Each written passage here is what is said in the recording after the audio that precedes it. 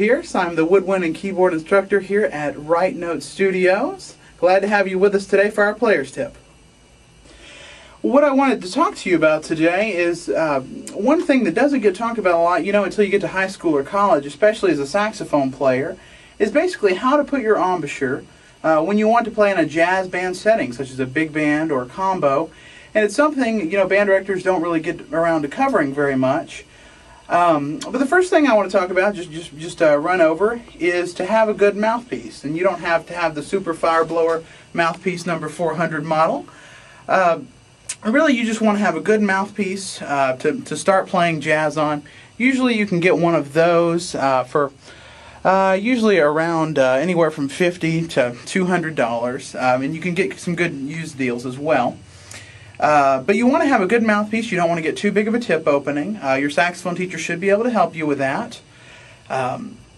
Okay, so as far as so you need to have a good jazz mouthpiece, and it's aside from your classical mouthpiece. And the second thing I want to talk about is reed. You need to have a lighter reed than you're normally used to playing with. Because jazz mouthpieces generally have a bigger tip opening. You can put more air through them and get a louder sound. But you want to have a little softer reed so you can get used to your new embouchure you have to make with your mouth. So usually I recommend buying a Lavaz medium or medium soft, or a Vendorin Java 2.5 or 3. But never be afraid to go too soft with the reeds, because you can always go harder. But if you get a hard reed, you're really going to be frustrated, because it'll just be, you'll have to use way too much air. So that's basically the thing with the equipment.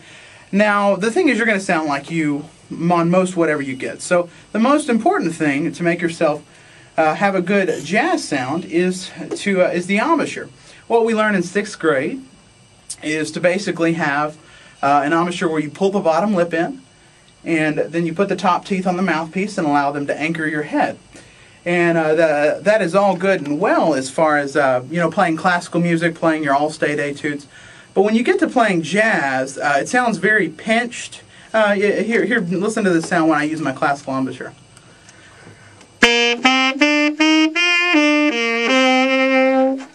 And you can just hear how it's very brittle, and it's not a very open, warm sound. And that's a combination of a lot of things. So when you get to playing on a jazz mouthpiece, what you need to do is change your embouchure a little bit.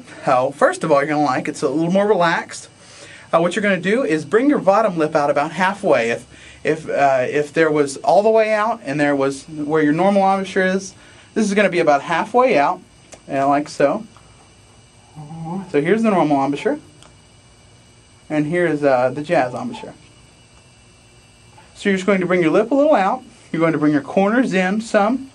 And the second thing that's most important about it with your embouchure is making sure the tongue is in the proper position. You want to have the tongue raised in the back so you get a brighter sound like you're used to hearing on recordings.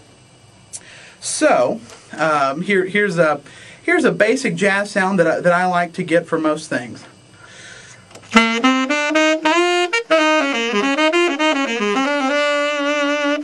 Now you can hear how that's more open and warm of sound, and you're going to get that as you learn to experiment with inside of your mouth, raising the back of your tongue up, loosening your embouchure a little bit, and it'll all come after a while. But the most important thing I have to say is listening to CDs.